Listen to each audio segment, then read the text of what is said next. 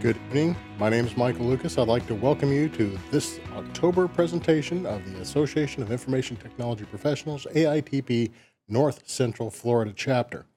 Before we begin, as immediate past president, it is also my duty to be the nominating chair for the 2019 board. So before we begin, I would like to present our slate of officers. For 2019, Don Pizzette has agreed to stand for president. Mark McDowell will move into immediate past president. Steve Flowers will continue as vice president. I will be taking on Michael Lucas, secretary and treasurer roles.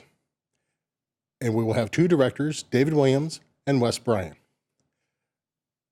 This is just the presented slate. These are the people who have stood to run. We will be also accepting nominations via email and from the floor right up until the election. So if you are interested in serving on our board, please contact us at election@AITP-NCFL.org. It is a wonderful learning opportunity, and I can guarantee that you will gain a great deal of knowledge and experience from participating.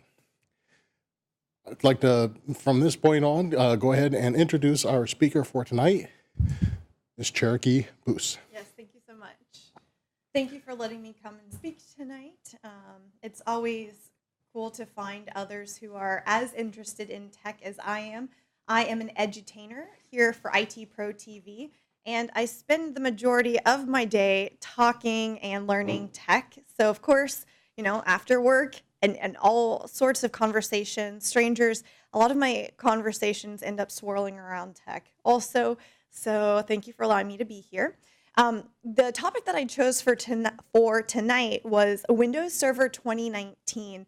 And last month, at the end of September, there was an announcement that Server 2019 was GA, generally announced there at Ignite. So luckily, I was able to attend Ignite with my company, IT Pro TV. They sponsored me for that.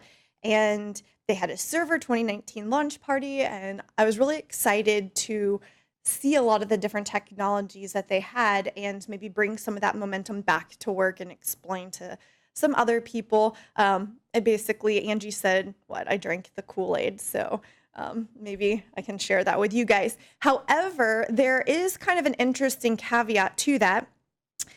And with that release, there was a subsequent redaction, because if you go to try Windows Server right now, it's kind of interesting. You'll see that with the last release of our, I got my Zoom working there.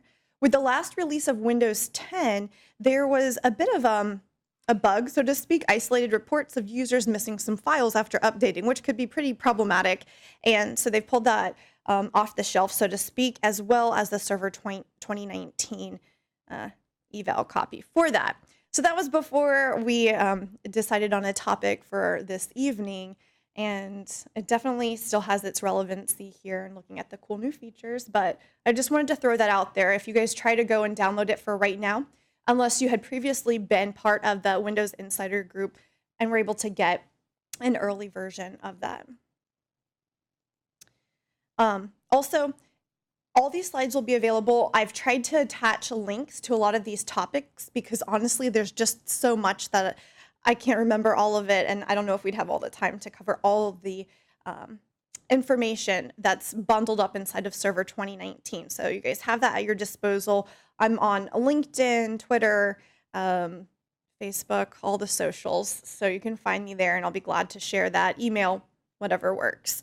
Now, we were kind of talking before the session about, just the operating system and kind of the version release cadence and so forth. And it's interesting that the marketing tagline, and I just mentioned this to some of you at the server release party, was a bridge to Azure. So as most of us know, cloud computing is such a viable option for a lot of organizations that it's kind of interesting to see where we will go after this particular release.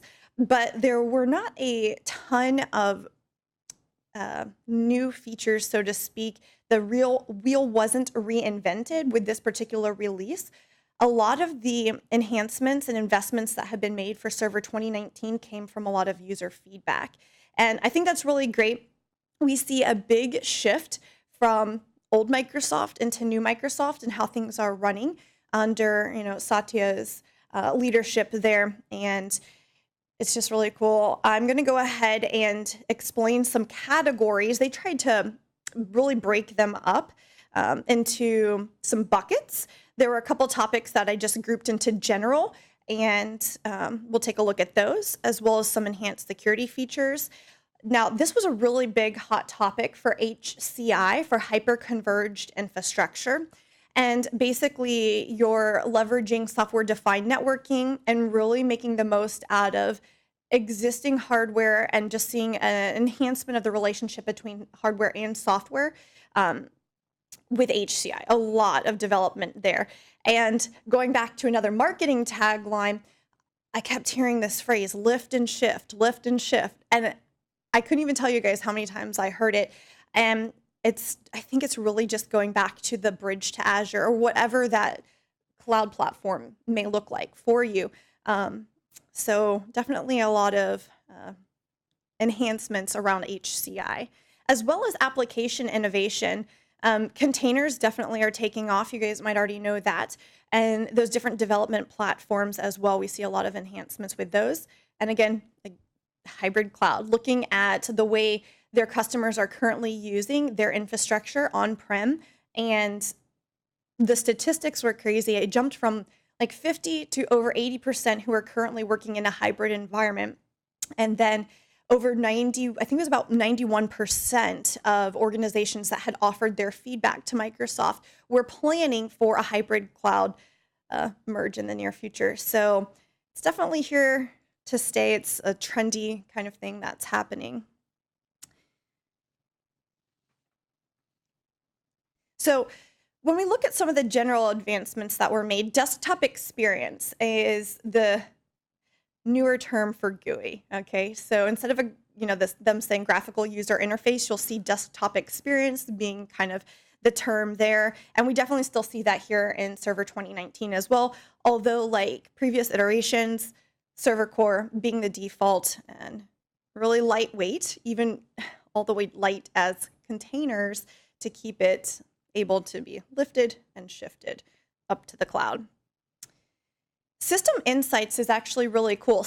I won't go through every single link that I have attached here, but some of them I will, some of my favorites. System Insights is a way where we can scrub system information to provide, insights. It's kind of a explanatory term, but the way that, and this kind of goes up to the next point here for our Windows Admin Center, which is really a new way to perform management functions. And System Insights, I know it's really small, but it's basically just a configuration option over in this left pane over here to obtain information about the on-site equipment, the actual local system there. So event logs, you're really seeing, what is the term? It's all marketing with this, and it's basically one glass pane. And that's what you're looking at here with the Windows Admin Center. But System Insights does provide system data such as performance counters and then events, providing high accuracy predictions that help you reduce operational expenses. So ultimately, from a business perspective, it's going to come down to more prevention instead of mitigation with their equipment. And I'll give you some insights about equipment on those local systems. A lot going on there. It's pretty cool. And that brings me to the next topic here. So there are two videos that I'd like to show because they definitely do a really great job demoing the Windows Admin Center. Windows Admin Center is that glass pane that I spoke about. So if you think about all of the different tools, I know and most of you probably, if you've worked with Windows operating systems at all, you're dealing with your MMCs, your event logs, and they have so many different tools. Well, Windows Admin Center is really designed to replace all of those. It's a browser-based, and the terminology that they use isn't elegant, but it really is. It has a smooth interface, very intuitive, user-friendly in design to really be comprehensive without having to integrate all those or leverage all those other tools that are integrated into the OS. All right, so we'll go ahead and take a look at that. Let me know if it's too loud. Windows Admin Center is the future of remote server management, designed to modernize and simplify the IT administrator experience. Today, if I want to perform a management task on a machine, there are almost 20 different tools I'll need to open on a single machine. We've consolidated all these tools into a single intuitive remote server management experience, Windows Admin Center. Think of it as the evolution of traditional inbox management tools like MMC.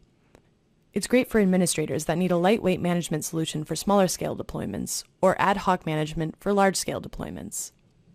Windows Admin Center complements existing solutions like System Center or Azure Operations Management Suite by providing granular server management capabilities where remote desktop might have been used before. You can use Windows Admin Center to manage servers with familiar MMC tool functionality, traditional failover clusters, where you can easily get a holistic overview of an entire cluster's resources, hyperconverged clusters with a powerful GUI to manage virtualized compute, storage, and soon networking, and Windows 10 client machines. Windows Admin Center improves the security of management in your environment with features like role-based access control and gateway authentication for local groups, Windows Server Active Directory, or Azure Active Directory. We built Windows Admin Center with the cloud in mind, and Azure integration is built in to help you leverage the power of Azure resources from your servers, whether they're on-premises or in the cloud. But that's just the beginning. We've built extensibility into the architecture and are currently developing the SDK to enable other Microsoft technologies and third-party partners to develop their own solutions that integrate into Windows Admin Center seamlessly. At its core, Windows Admin Center is a platform on top of which we've built an ecosystem of solutions to manage your server environment.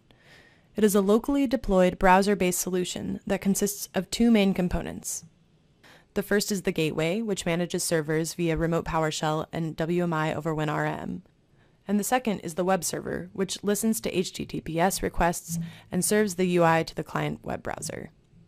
These components, packed in a single lightweight MSI, can be installed on a local Windows 10 client, a dedicated gateway server, or a managed server, giving IT administrators the flexibility to deploy in a way that makes sense in their unique environment. By publishing the web server to the public internet, you can connect to and manage your servers from anywhere. You can deploy Windows Admin Center in your environment today by visiting aka.ms/Windows Admin Center, where you can download the MSI, read more about the features, and provide your feedback. And so, yeah, you can go ahead and access that. You would need to go ahead and get it from the ADK, the toolkit there, and install it locally. But I have Windows Admin Center running on my Windows 10 client OS, which is really good for administration. We've seen that with the release of Server 2012 R2 and a lot of those RSAT tools, but they're just more extensive here. And when you may have heard it go by codename Project Honolulu when it was first released, and I downloaded it and was playing with it.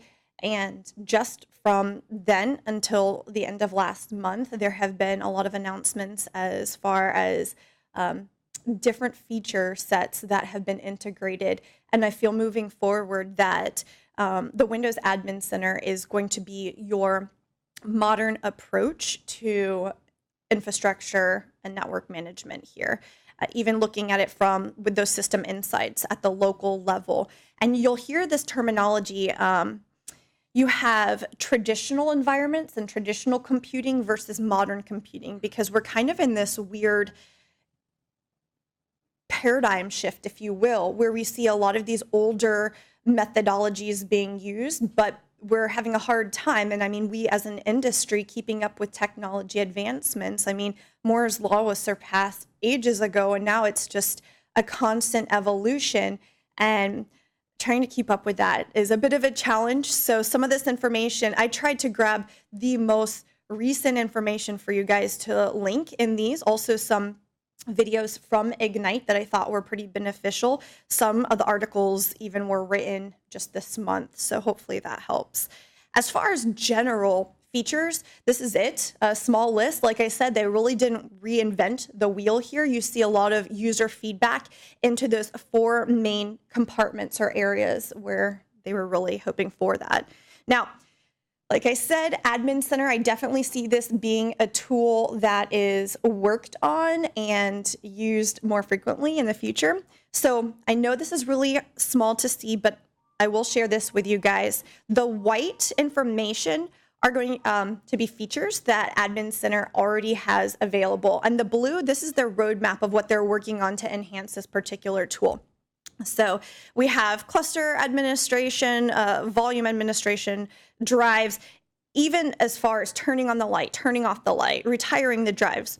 And I will say that just looking at the different hardware vendors that were there at Ignite, the Fujitsu drives have been working a lot of integration with the Windows Admin Center to have additional controls. I'm not sure if other hardware vendors will jump on board with that, but really detailed and granular information, kind of like what we see with storage area network, dedicated devices.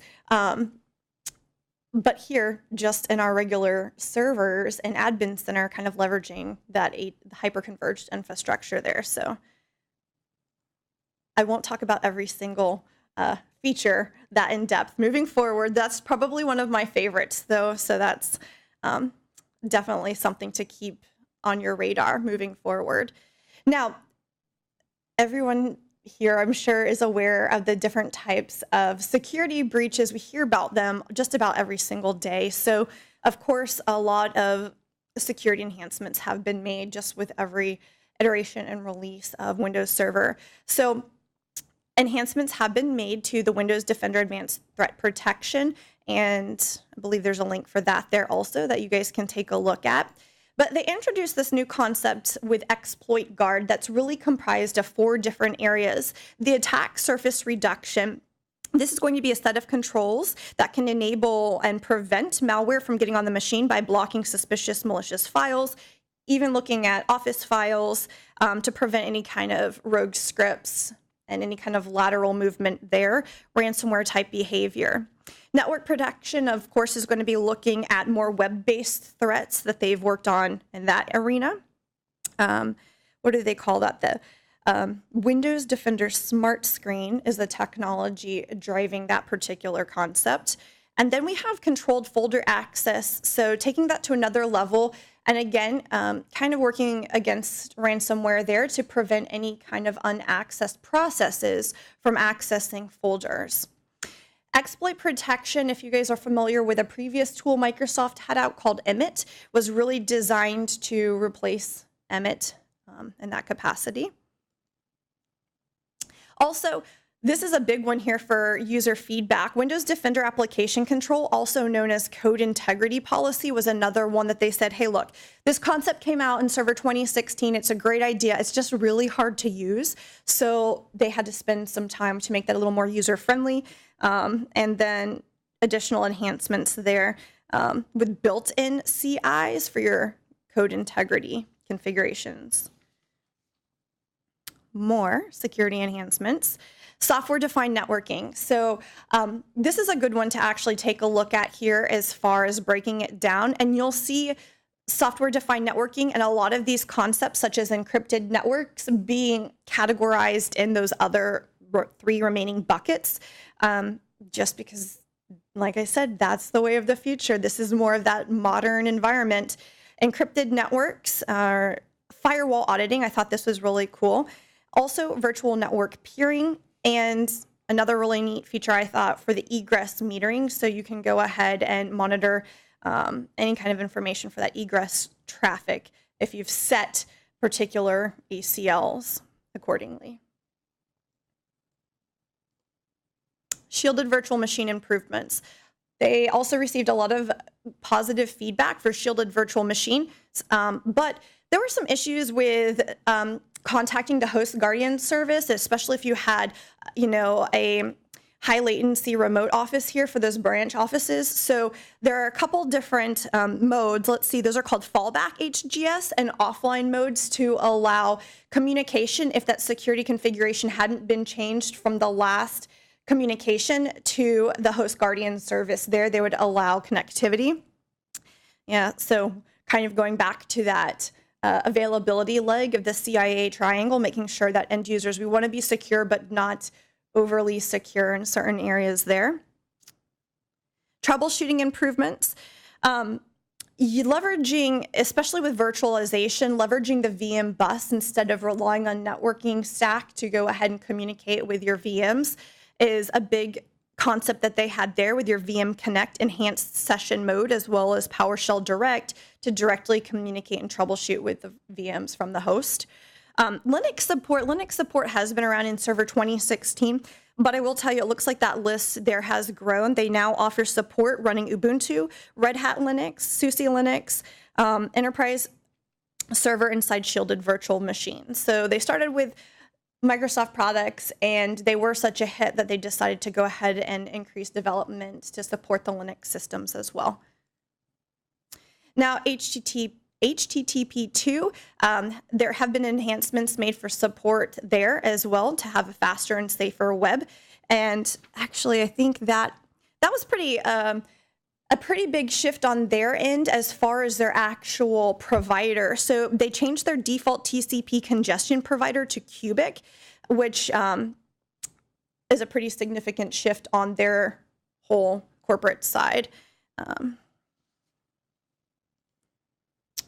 Storage migration service. So we were, just talking about making that shift, and a lot of individuals, especially I think you had mentioned, hey, once I get it, especially when we're talking about cluster services, once I get it up and working, I don't want to touch it. I don't want to mess things up. And so this is going to be a tool to help migrate some of that storage, the storage migration service. It also has a graphical user interface. Let's see how. It says it's a new technology that makes it easier to migrate servers to a newer version of Windows servers with a graphical tool to inventory data on servers. So that's something that I did notice. A lot of their tools that they've been working on had a lot of, they would go ahead and scrub and collect data to provide insights and graphical representations instead of, you get like these reports and they're just pages long and then you have to sift through that. But it seems like they've really taken a lot of these reports, compared them to data that how many years has Microsoft been in service? And they have all this knowledge, and they even integrate some AI in some of these tools to help offer better suggestions for you and just really help with the management process there. So Storage Spaces Direct, this is another area that I'm not sure if this particular link is the one, but there is an Ignite presentation. I believe the gentleman's name was Cosmos, but it was pretty impressive to go ahead and take a look at some of those. If you guys have the time, it's about an hour long, but the advancements that they've made and just the storage realm is unreal. And looking at just the IOPS for these devices, it's pretty crazy. I don't remember the exact number, but I think they were at, I don't know. I don't want to lie and say the wrong ones off the top of my head, but they were able to do so much. And according to Microsoft, they are with the IOPS as that particular metric or counter, they're in the lead for that. But we'll see how long they stay ahead of the game on that. Storage Spaces Direct, there have been a lot of enhancements there as well with deduplication and compression. So when it comes to Storage Spaces Direct and a lot of enhancements that they have made in the storage realm, REFS or REFS was the file system of choice there. However, it didn't offer deduplication and compression, which is also another one of their flagship features. So now you can take advantage of deduplication and compression on REFS systems or drives. You get up to 10 times more storage for free with a deduplication and compression for that particular file system. And I heard someone say this during a presentation. I haven't found yet any documentation online to be true, but if by enabling data deduplication on your servers, supposedly you get X amount of storage in Azure for up to 3 years. Don't quote me on that. That's just what I heard. But it's kind of like a little sampling to get an incentive to go ahead and take advantage of file sync up to Azure to start migrating your data to the cloud. Supports volumes up to 64 terabytes and files up to 1 terabyte each. So it's pretty interesting to see what they have going on in that storage space. Now, this one that's purple here, I already clicked the link, sorry. Native support for persistent memory. This is another video that I'd like to watch because it's just so cool. They may talk about it as storage class memory, but the video can definitely explain it a lot better than. And again, let me know if the volume is too loud or too low. Ever wonder why your computer is so slow? Chances are your storage device is the problem, slowly responding to your processor's data requests and causing it to work at a fraction of its potential. Eliminating that bottleneck requires memory that is fast, dense, and non-volatile, so your data doesn't go away when your power does. DRAM memory is great because it's very fast, but it's volatile. And unlike many silicon components, DRAM density isn't doubling every 2 years, so it's hitting a wall. On the other hand, NAND memory, found in today's SSDs, is both dense and non-volatile. And while it's fast compared to other storage technologies, it's still much slower than DRAM. But get ready. We're about to shatter today's rules in a very big way, thanks to some breakthrough engineering we've been working on. Now, for the first time ever, we'll be able to equip computers with memory that's faster than NAND, and more dense than DRAM, and non-volatile. Intel Optane technology combines a next-generation non-volatile memory called 3D XPoint memory with Intel's advanced system memory controllers and interface hardware and software enhancements to bring amazing new computing possibilities to a variety of markets. So, how'd we do it? To make 3D XPoint memory dense, we packed lots of capacity into a tiny footprint. We started by slicing sub-microscopic layers of materials into columns, each containing a memory cell and selector. Then we connected those columns using an innovative cross-point structure consisting of perpendicular wires that enables memory cells to be individually addressed by selecting one wire on top and another at the bottom. We can stack these memory grids three-dimensionally to maximize density. And whereas DRAM requires a transistor at each memory cell to access or modify the cell, making DRAM big and expensive, each memory cell can be written to or read by simply varying the voltage sent to its selector, completely eliminating the need for transistors. This simple, stackable, transistorless design enables us to deliver greater capacity than DRAM in the same space. When it comes to memory performance, low latency is the key, especially for today's demanding workloads. Intel Optane technology's latency is much shorter than NAND memory, eliminating a significant portion of the performance penalty for each data request. This makes Intel Optane technology ideal for all devices, applications, or services requiring fast access to large sets of data. There you have it, a truly disruptive memory technology designed to change the face of computing with an unparalleled combination of speed, density, and non-volatility. Get ready to unleash your processor's true potential and realize possibilities we thought were decades away. So be sure to stay tuned for upcoming announcements on Intel Optane technology. Okay, so as you can tell, that is sponsored or developed by Intel. They created a partnership with Microsoft specifically for Server 2019.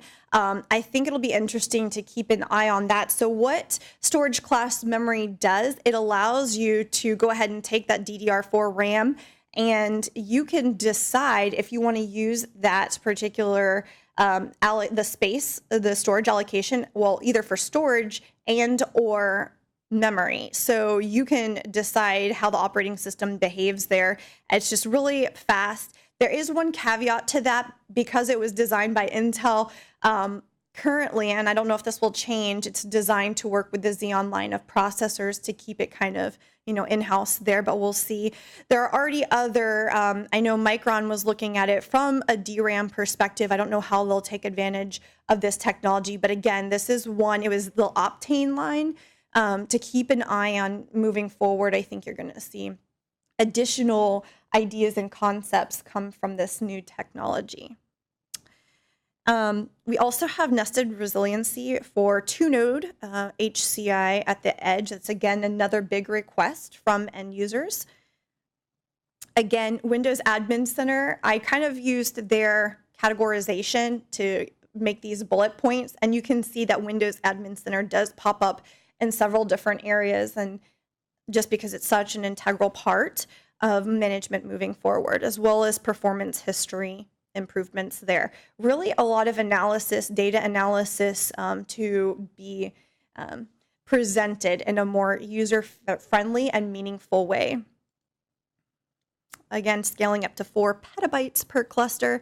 Some of the storage advancements like we were just talking about, and the way that the hardware is really designed to work specifically with that's what the goal has been for a very long time, but it was just really cool to see some of the projects that they had going on there and how fast those reads and writes, and even just the way the improvements with cache have been made.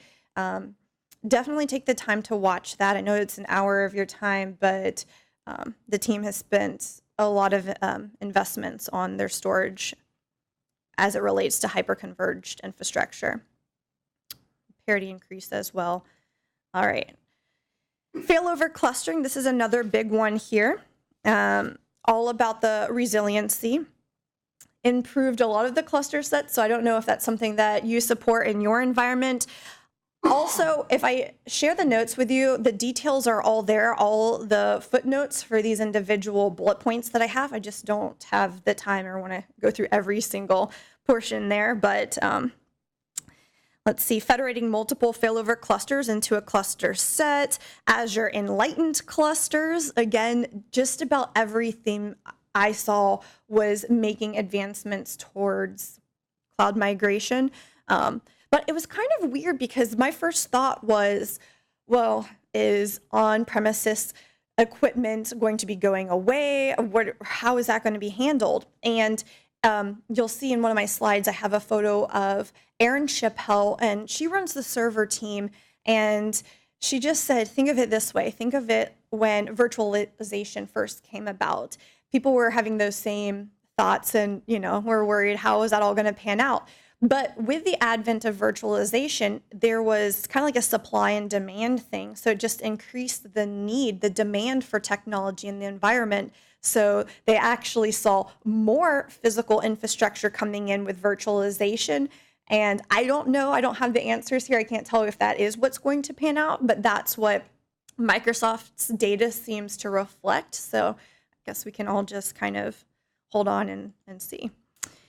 Cross-domain cluster migration, cluster hardening, USB witness to go ahead and act as a witness for those quorum votes, cluster infrastructure, cluster-aware updating. Like I said, this is probably the largest realm that they've worked on is the HCI. Lots of storage replica. I've also included links for that. Definitely worth reading if you're interested in that sort of thing. This is a big area too. So I've been spending just about all week working in containers. I know it's only Tuesday, but it can be a long week. But no, all joking aside, I say that we just came across something today. It was interesting because, just going back to what I said earlier, the book, I have like a printed physical hard copy book that I was referencing to go ahead and sketch out a demo. And they're referencing these PowerShell commandlets, and my PowerShell commandlets aren't working. I'm like, all right, let me go get this module. Can't find the module. And you go to PowerShell Gallery. And in the book, it says, it was published in 2016, and it says, this particular module is in development. Okay. And then so I go, and on GitHub, there's a notice saying this module has been deprecated. And so I don't even know if it made its, full announcement or made it out to the public domain in a working capacity there. But right now we're still working with Docker commands, and so that's kind of a learning curve for me. But I spent a day working in containers on site at Ignite, and I was like gung-ho. I was like, okay, I'm going to get in here and I'm going to PowerShell my way through this, because I'm not a developer. I don't have that background. And that was like my stronghold that I thought I had something. And I get in there, not a single PowerShell script written at all. I'm like, what is with you guys? All in the terminal in Bash. And so again, it's kind of interesting to see how Microsoft has this open source mindset and not so much of that older Microsoft, proprietary mindset there. You see a lot of, even with a lot of the acquisitions that they recently have had with a lot of open source. Linux containers on Windows. There we go. First bullet point there, just showing the support for that.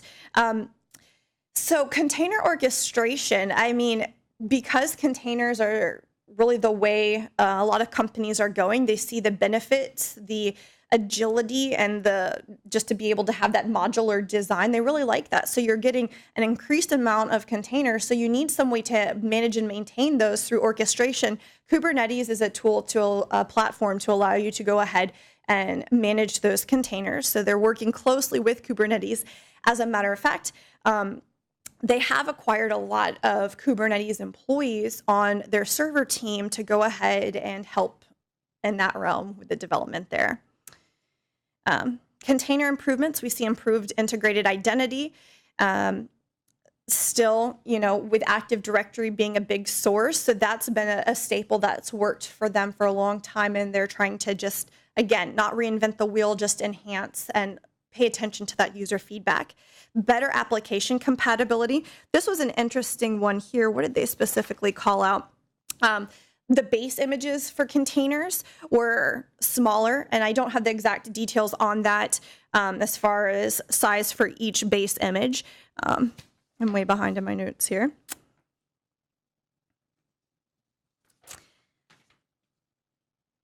Let's see. Okay, this is the one that I couldn't remember the name, but they introduced, instead of Nano Server and Windows Server Core, they did come out with a new base image, just flat out Windows. So hopefully, I haven't got a chance to play with that, but that's definitely something that I'm interested in. It seems pretty cool. Download sizes, size on disk, and startup times have been improved. I don't know exactly what those look like yet. Those, again, that's a good test or experiment. Also, container management from Admin Center. This is a new feature that they just released as well inside of Admin Center. So again, I keep mentioning Admin Center, but obviously I'm a little biased to that particular tool. It's just, trying to, even from a learning perspective, it's kind of a challenge that I have to help people remember and even for myself to remember all the different tools.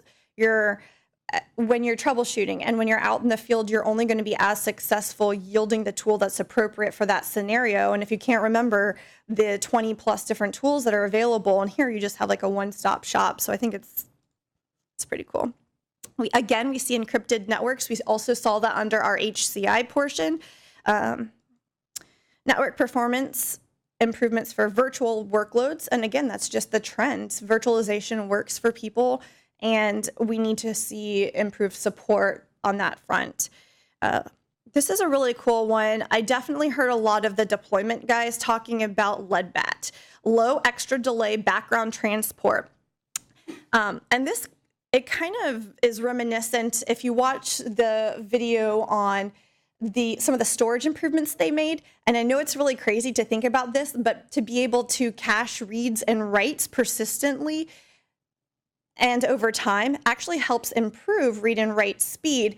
And LEDBAT, and it's by stabilizing and take advantage of the pipeline the entire time instead of peaks and valleys. And LEDBAT also helps combat some of your transport issues that you may have with latency there for deployment. I think there was a caveat to that. Let me see what it says here. So low extra delay background transport is a latency optimized network congestion control provider designed to automatically yield bandwidth to users and applications while consuming the entire bandwidth available when the network is not in use. Let's see where that caveat says this technology is intended for use in deploying large critical updates across an IT environment without impacting customer-facing services and associated bandwidth. And if you think about that, and you may even attest in that realm, you know, those images, even just pulling across the network, can really chew up some bandwidth there. So taking advantage of lead-bat and your bandwidth in a more intelligent way seems to be another one of those technologies that the actually techs are really liking.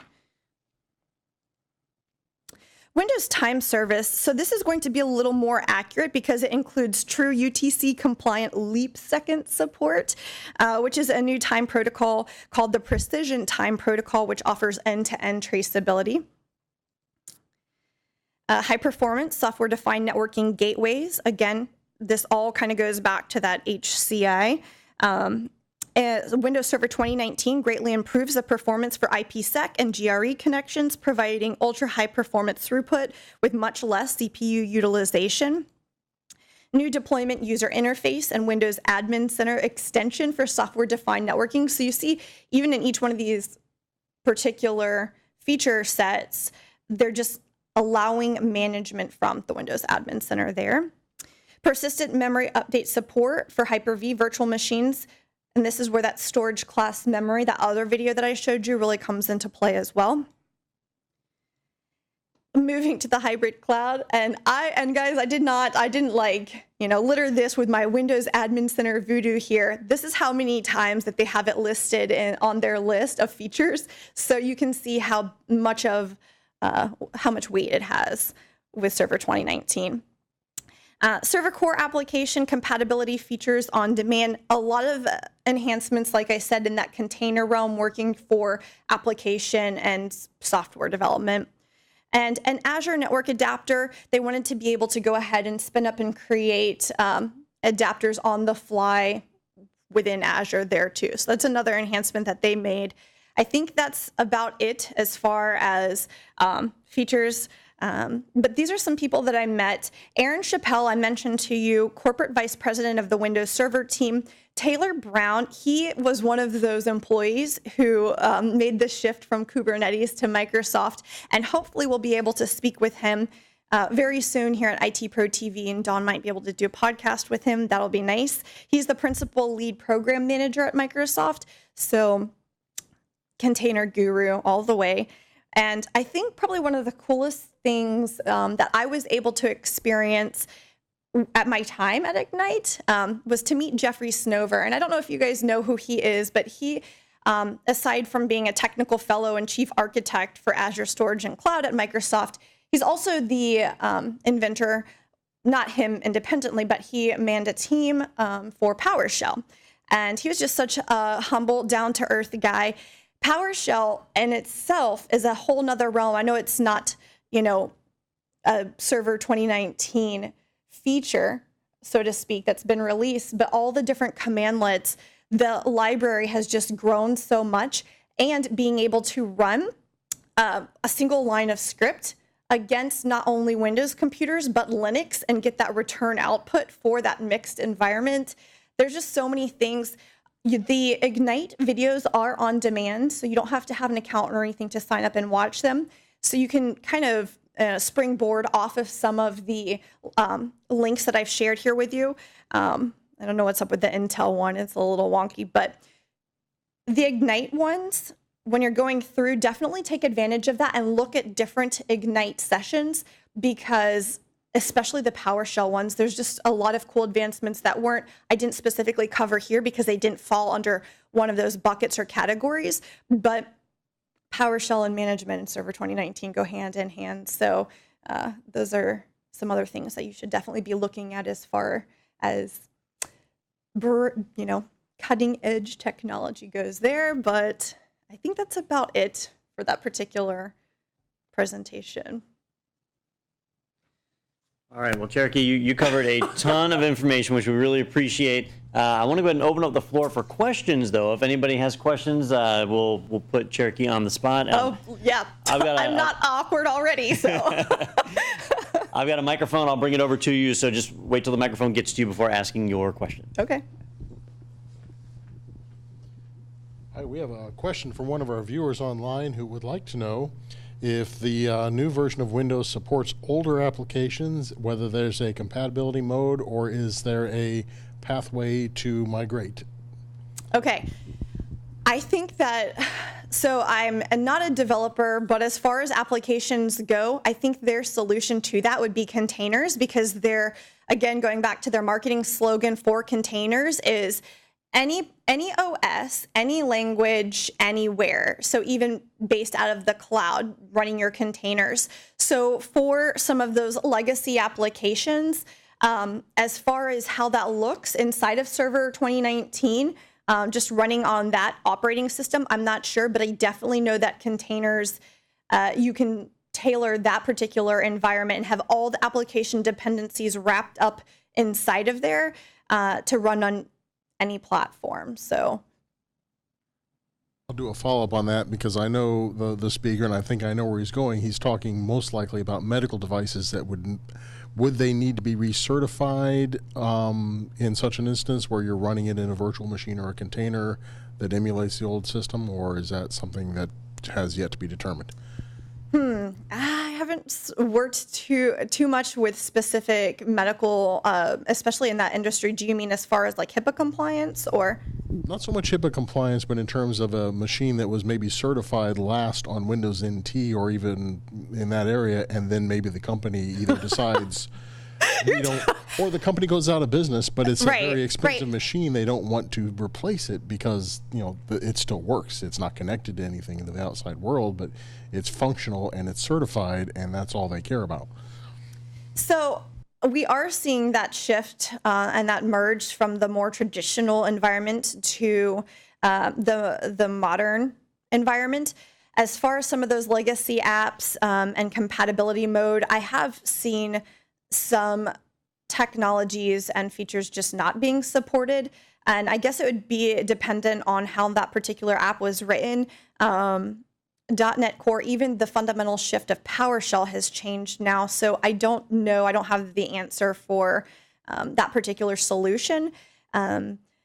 It's kind of a growing pain that we do see with those apps, but I can definitely look into that. And do you guys have a forum or something to respond if I... Yes. Okay, cool. All right. Do we have any other questions? Oh, and also just to follow up on that, as far as even the architecture, we're at 64-bit now. So depending on how legacy that app is. So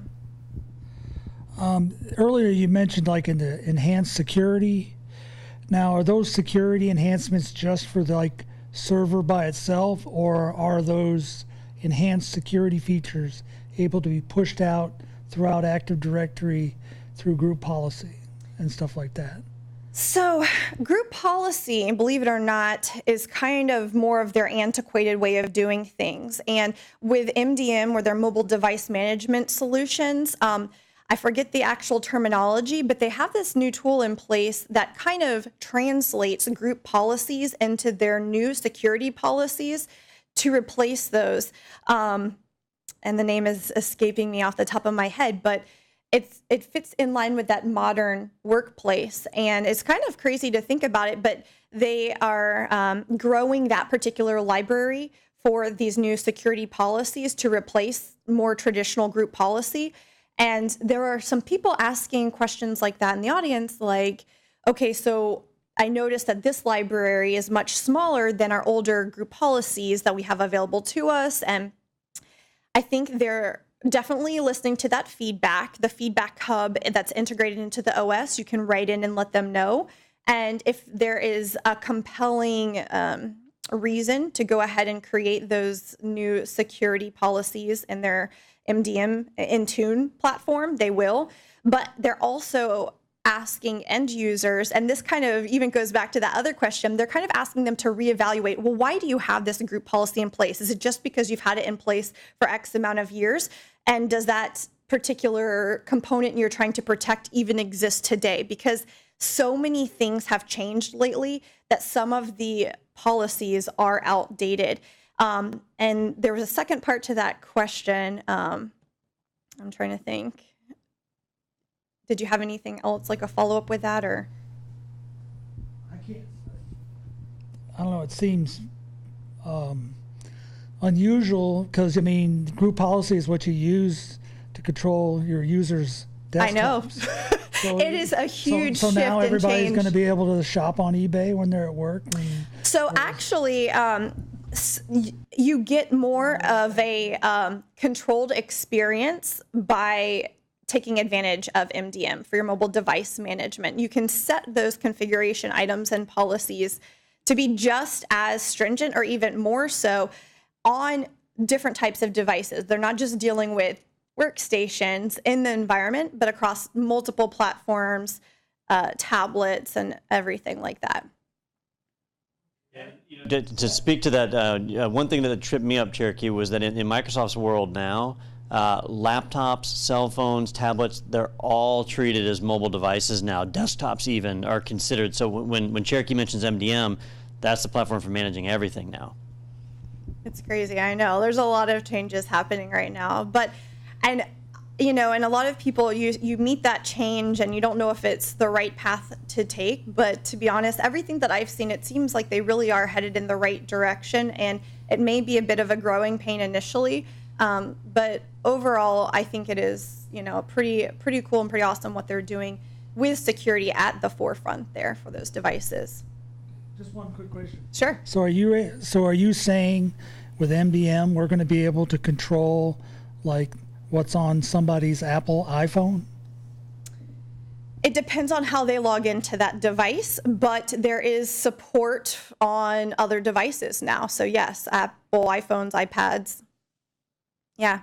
And that's another thing is they're really pushing those Microsoft identities. So logging into those devices with either your domain email address or if and then reserving your personal login for personal business and keep them completely segregated in that manner.